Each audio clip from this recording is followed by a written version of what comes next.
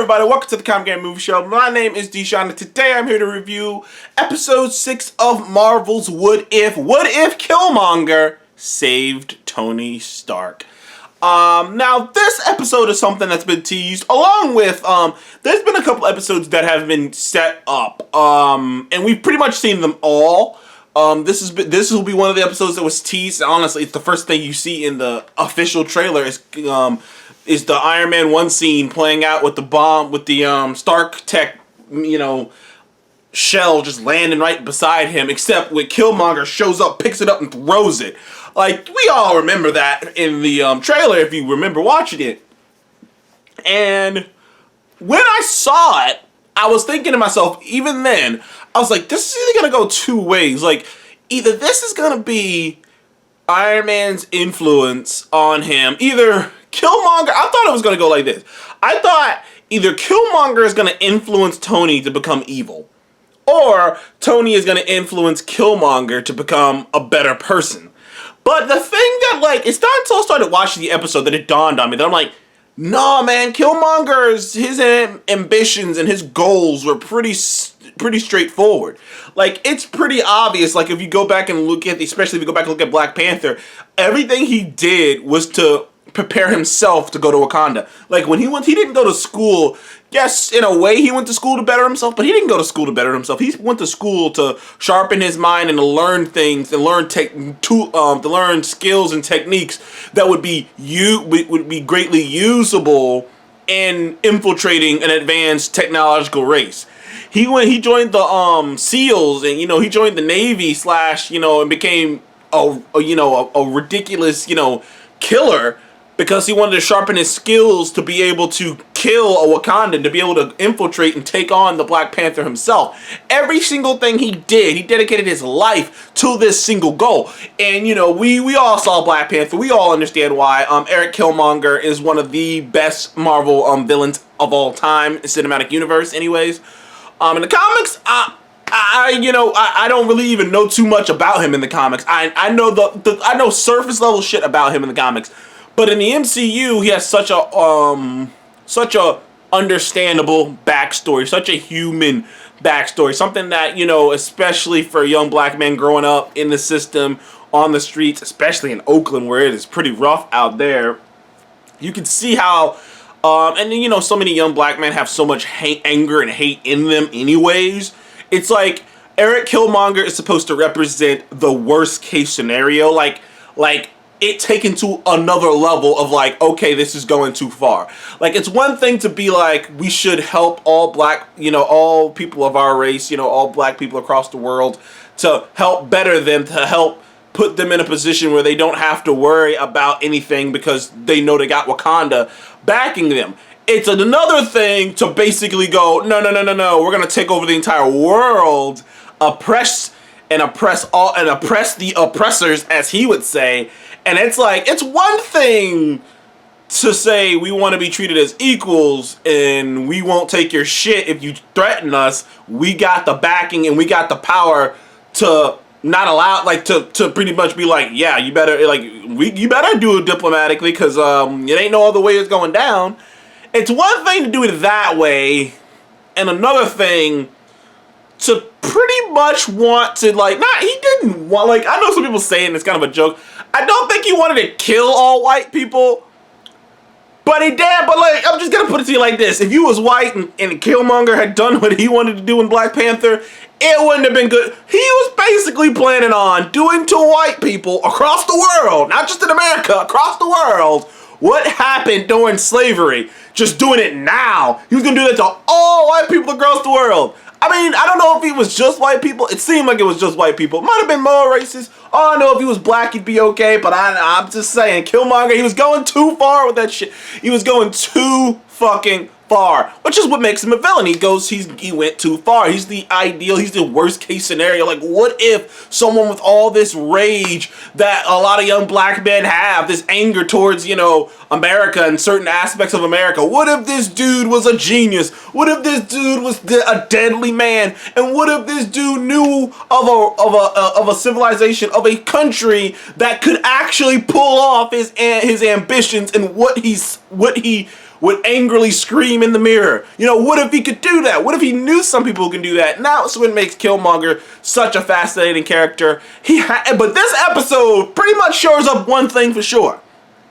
He had to die because, my word, first of all, I was wrong. Ended up being Killmonger saves Tony. And it looked like he's helping Tony. He exposes Obadiah Stane almost immediately at the top of the episode. So that whole Ironmonger thing never goes down. Or it wouldn't have went down anyways because Tony's never built the Iron Man suit. And the Watcher establishes right up the top that in this reality, Tony Stark, Iron Man never happens because he never goes through that life-changing event of having to, survive and look deep inside of himself and question what really matters to him and whatnot. He didn't have to do any of that, so he's still just, Tony Stark from the beginning of Iron Man 1. And, Killmonger coming in and, exposing Obadiah and whatnot earned him a lot of faith under Tony, because Tony was very impulsive back in the day. I love Pepper, but even the decision to make Pepper the CEO of, basically give her, the job of the person who runs Stark Industries, CEO. Even the decision to make her the CEO was just a gut check. It was just like a fucking kind of decision, I get it. She does technically, she's by his side, basically making a lot of these decisions anyway. So I get the thinking, but it's still it still was just this boom, we should just do this. You know what I mean? So Tony is known for doing shit like that. He's known for being spontaneous. And he really fell hard for Eric, and he really thought that he was a good friend that he could rely upon. Of course, Pepper, being Pepper, who is a very intuitive woman, just her job is to, to basically protect Tony from himself. That was always her job. So Pepper, being as intuitive of a woman as she is, basically just went, hey, look, I called in Rhodes to come take a look at him. First of all, it confirms that, these what if episodes, something that I don't see a lot of people talking about more is we're actually getting a little bit more context for other stuff for the current, let's just say Sacred Timeline MCU that we've been following, because we found out, Rhodey knew about Eric Killmonger. Killmonger was doing shit. He was doing shit at the same time where, it's kind of a cool thought to just have, because it's a reminder that, Killmonger was doing shit at the exact same time this was going down in Iron Man 1. And theoretically, he could have been there in Afghanistan to save Tony if he was, if he was stationed to be there. And I even mentioned it in the top, oh, you weren't even stationed to be here. Why were you here? Now we find out later on the real reason he was here, but it could have happened. It's not once you when you're watching the actual what if, it seems so ridiculous when you hear what if Killmonger saved Tony. But once you start watching it, you're like, this could have happened. This could have easily have happened. It's why it doesn't have too many ridiculous there are some pretty horrible things that happen, but it's why it's not too crazy like some of the later episodes, because this is something that could have easily have happened. You know what I mean?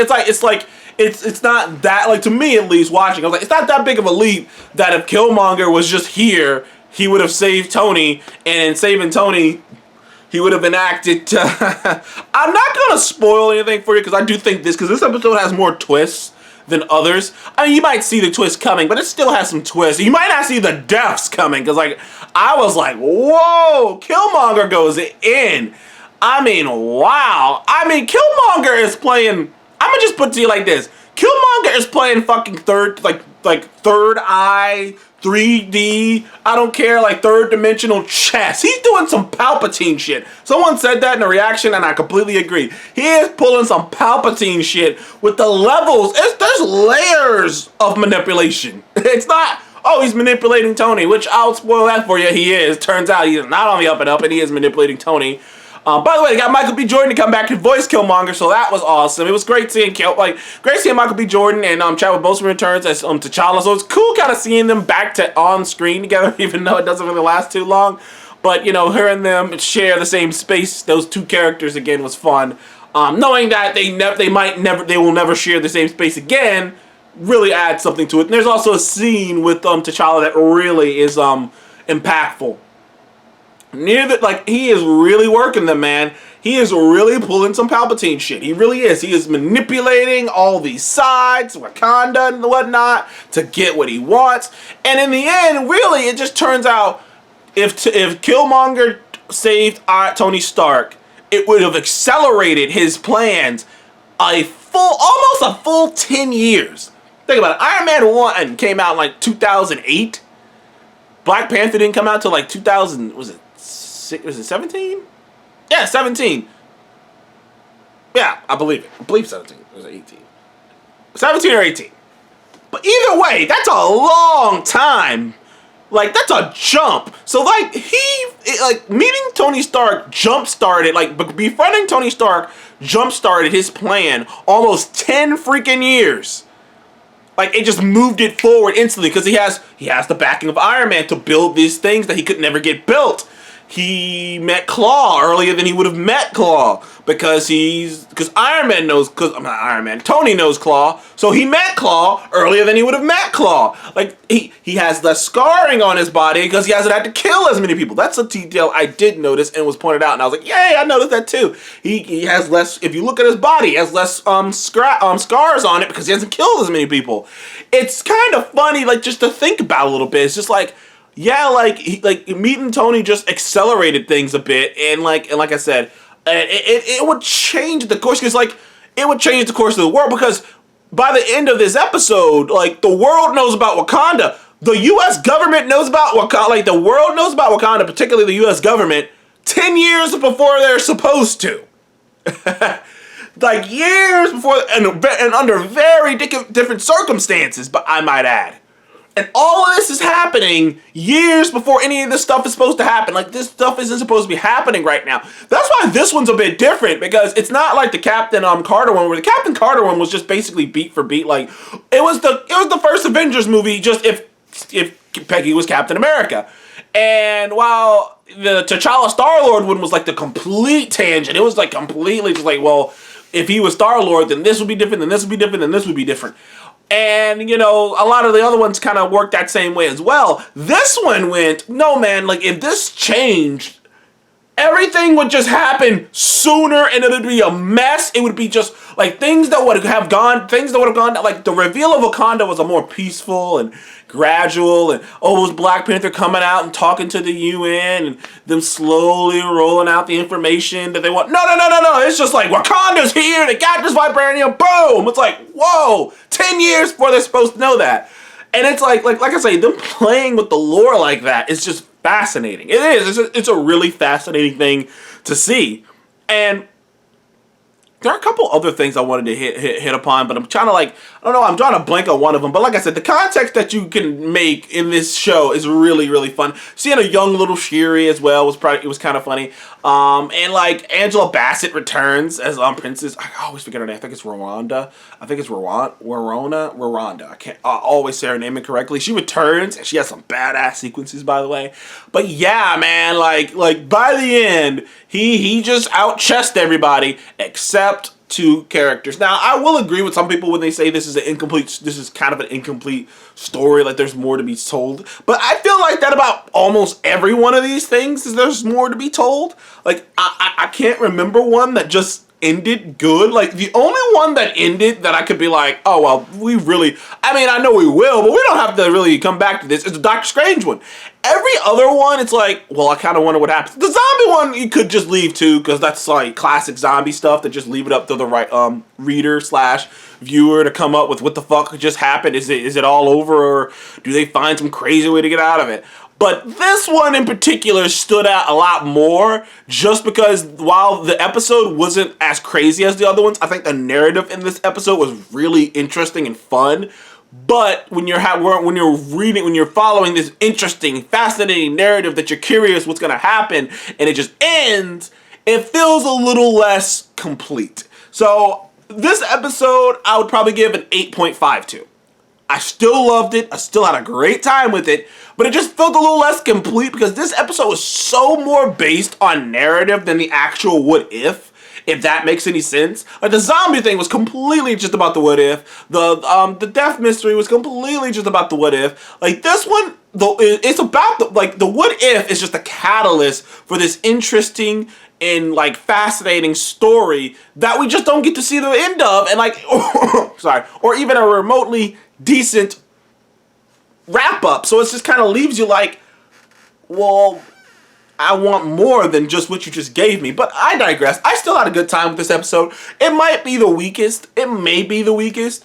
But like, when, you know, people say the weakest, they really go too far. You know what I mean? People really go too far when they say, oh, well, okay, it's not as great as the other one, so it sucks. No, it's still good. It's still very great. Like, it's just like Black Widow. Like, some people always go too far with shit. Is Black Widow the best comic book movie of all time? No. Black Widow isn't even in the top 10. It might not even probably be in my top 15 MCU films. But the MCU's made like 22 great films with a couple of they're okay films. So it's somewhere in the 20. It's somewhere in the top 20. You know what I mean? It's somewhere in the top. It's somewhere in that same department with like Doctor Strange and Iron Man 3 and Ant-Man and the Wasp, something like that. Where these are just good movies, they're fun movies. It's like they're not breaking the wall. Well, Doctor Strange breaks the walls a little bit, but they're not like revolutionizing the world or anything. But they're just fun movies, you know. And it's like I had a good time watching it, and I enjoyed myself, and I enjoyed the performances. Sure, there was things I would like to be better, but it's like, you know what I mean. Some people go too far with shit, and like I don't like to do that. Like I'm not all in or all out on stuff. Just like this, I think this episode may be the weakest of the episodes, but I still enjoyed it. I still think it's a really good episode. You know, like, it doesn't mean that, oh, this episode's the weakest, the whole thing's downhill. But I digress. I enjoyed this episode. I give it an 8.5 out of 10. How did you guys enjoy this episode? What If? Episode 6. I loved it. You think you guys enjoyed the Comic Game Movie Show? Please be like, subscribe, and I will see you on the next one. Goodbye.